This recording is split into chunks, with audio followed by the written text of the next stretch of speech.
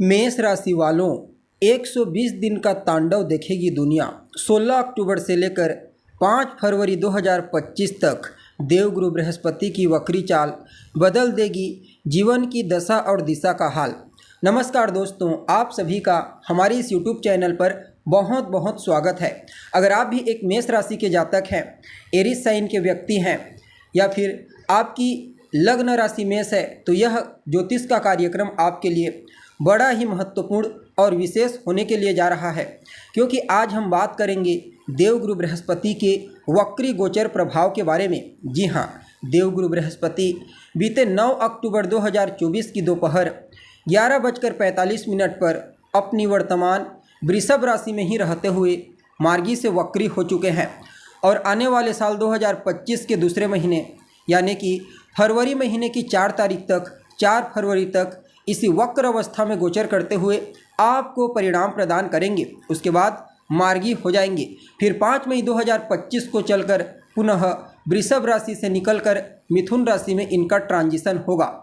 तो ऐसे में बड़े विस्तार के साथ जानने का प्रयास करेंगे कि आप सभी मेष राशि के जातकों के लिए बृहस्पति का यह वक्र चाल जीवन के किन किन क्षेत्रों में क्या कुछ बड़ा परिवर्तन करेगा। जी हाँ, किन किन क्षेत्रों में आपको सकारात्मक परिणाम की प्राप्ति होने वाली है, तो कहाँ कहाँ पर आपको सावधानी बरतनी होगी, सभी बातें आपको विस्तार के साथ बताएंगे। इसलिए वीडियो में लास्ट तक बने रहिए।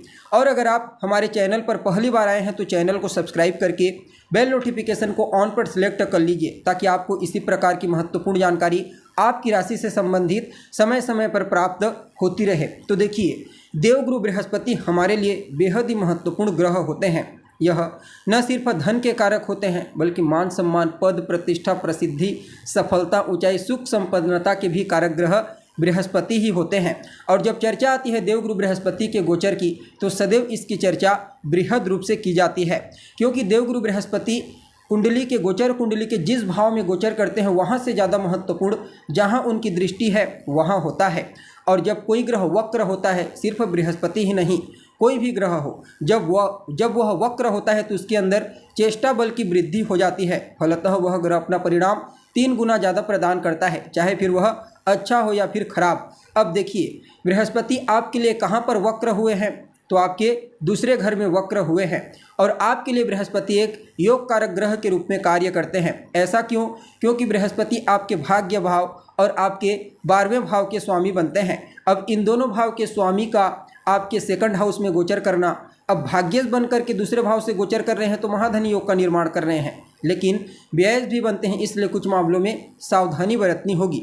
सबसे पहले तो यह गोचर काल काफ़ी हद तक आपके कुटुंब परिवार में खुशियों का आगमन करवाएगा। अगर पूर्व में किसी बात को लेकर के कोई झिकझिकबाजी हो गई थी, कोई अनबन वाद विवाद की स्थिति उत्पन्न हो गई थी, तो पुनः रिश्तों में मिठास लाने का मौका आपको प्राप्त होने वाला है। आपकी वाणी बड़ा ही प्रभावशाली रहेगी। आप अपनी वाणी के प्रभाव से इस वक्र गोचर काल के दौरान हर किसी को प्रभावित कर पाने में कामयाब होंगे। पैतृक संपत्ति का लाभ इस समय आपको मिलता हुआ नजर आ रहा है। जी हाँ, अगर लंबे समय से पैतृक संपत्ति को लेकर के कहीं कोई समस्या थी, किसी भी प्रकार से बात नहीं बन पा रही थी, तो समझ लीजिए यह समय आपके फेवर में रहेगा। पैतृक संपत्ति का लाभ आपको पूर्ण रूप से मिलता हुआ नजर आ रहा है। बृहस्पति आपके लिए आने वाले 5 फरवरी तक रहेंगे, इसलिए 5 फरवरी तक किसी न किसी प्रकार से पैतृक संपत्ति का लाभ आपको अवश्य मिलेगा। अब देखिए, भाग्य भाव के स्वामी बनकर के आपके सेकंड हाउस से गोचर कर रहे हैं, तो निश्चित तौर पर भाग्य की मजबूती तो देखने को मिलेगी, नो डाउट, लेकिन उसके लिए थोड़ा सा आपको एफर्ट लगाना पड़ेगा, क्योंकि वक्री ग्रह मेहनत करने के लिए मजबूर कर देता है और आपको अपने खर्चों पर थोड़ा नियंत्रण रखना होगा। अगर आप अपने खर्चों पर नियंत्रण नहीं रख पाए तो फिर निश्चित तौर पर यह आपकी आर्थिक स्थिति को डगमगा सकता है। अब देखिए, यहाँ पर देवगुरु बृहस्पति के पास 3 विशेष दृष्टियाँ हैं, जैसा कि आपको मालूम है।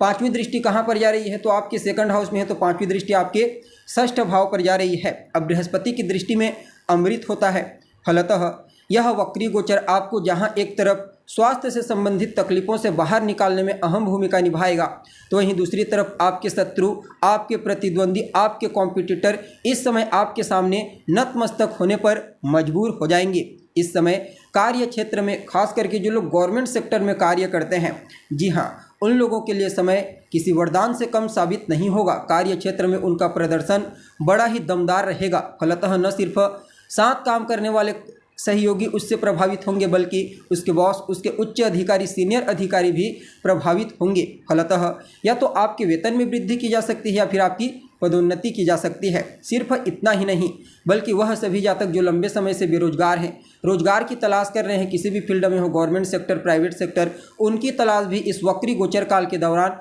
पूरी होती हुई नजर आ रही है। अब देखिए, बृहस्पति की सीधी 7वीं दृष्टि कहाँ पर जा रही है, तो आपके 8वें स्थान पर जा रही है, जहाँ पर बृहस्पति मित्र के ही घर को देखेंगे। फलतः यह समय आपके जीवन काल में आकस्मिक रूप से सकारात्मक घटनाओं को घटित करने के लिए जाना जाएगा। जी हाँ, चाहे फिर वह आकस्मिक रूप से आपके रुके हुए कार्यों का पूरा होना हो, या फिर रुके हुए पैसों का आपको प्राप्त होना हो, या फिर अचानक कोई बड़ी उपलब्धि आपको हासिल हो जाए। यानी कि देवगुरु बृहस्पति की 7वीं दृष्टि आपके जीवन में आकस्मिक रूप से कुछ पॉजिटिव घटनाएं घटित करने के लिए जिम्मेदार साबित होंगे। और वह सभी जातक जो रिसर्च के फील्ड से जुड़े हुए खोजबीन का कार्य करते हैं, उनके लिए तो कहना ही नहीं। हालांकि मेडिकल फील्ड, इंजीनियरिंग के फील्ड से जुड़े जातकों के लिए भी इस वक्री गोचर को बहुत ही बढ़िया कहा जा सकता है।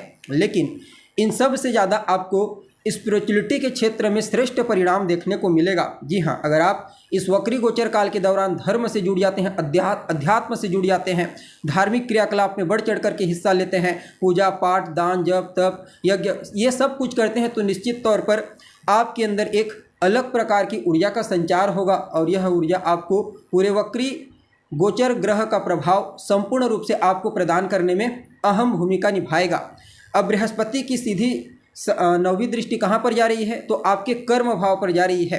हालांकि बृहस्पति की निज दृष्टि है, लेकिन इसके बावजूद बृहस्पति स्वयं एक शुभ ग्रह है, इसलिए कर्म भाव पर बृहस्पति की दृष्टि का पड़ना कहीं ना कहीं कार्य क्षेत्र में सकारात्मक परिणाम के लिए जिम्मेदार होंगे। अगर कार्य क्षेत्र में किसी भी प्रकार की कोई उठापटक थी, कोई समस्या थी पूर्व में किसी बात को लेकर के, चाहे वह फिर किसी के साथ हो, सीनियर अधिकारी, बॉस, या फिर अपने साथ काम करने वाले सहकर्मियों के साथ, समझ लीजिए बृहस्पति के द्वारा आपको वह ज्ञान, विवेक और समझदारी मिलेगा कि पुनः एक बार स्थिति को आप अपने अनुकूल कर पाने में कामयाब होंगे। और कर्म भाव पर बृहस्पति की दृष्टि का पड़ना कहना ही नहीं, क्योंकि उनकी 5वीं दृष्टि भी आपके षष्ठ भाव पर पड़ रही है। तो षष्ठ भाव और 10वां भाव, कर्म भाव पर बृहस्पति की दृष्टि का पड़ना न सिर्फ कर्म क्षेत्र में, यानी कि आप गवर्नमेंट कोई नौकरी करते हैं, बल्कि व्यापारियों को भी उत्तरोत्तर सफलता प्रदान करने के लिए जिम्मेदार साबित होंगे। जी हाँ, और व्यय भाव के स्वामी बन करके कर्म भाव को देख रहे हैं, तो निश्चित तौर पर अगर आप अपनी जन्मभूमि से दूर जा करके कोई काम शुरू करते हैं, या फिर विदेश जाने के लिए प्रयत्नशील हैं, खास करके बिजनेस व्यापार करने के लिए, काम धंधा करने के लिए, तो निश्चित तौर पर देवगुरु बृहस्पति का यह वक्र चाल आपके लिए इससे बेहतर समय और मिल ही नहीं सकता। कुल मिलाकर के बात की जाए तो आप सभी मेष राशि वालों के लिए बृहस्पति का वक्र होना, हालांकि शत्रु राशि में वक्र हुए हैं, लेकिन इसके बावजूद समय आपके फेवर में रहेगा।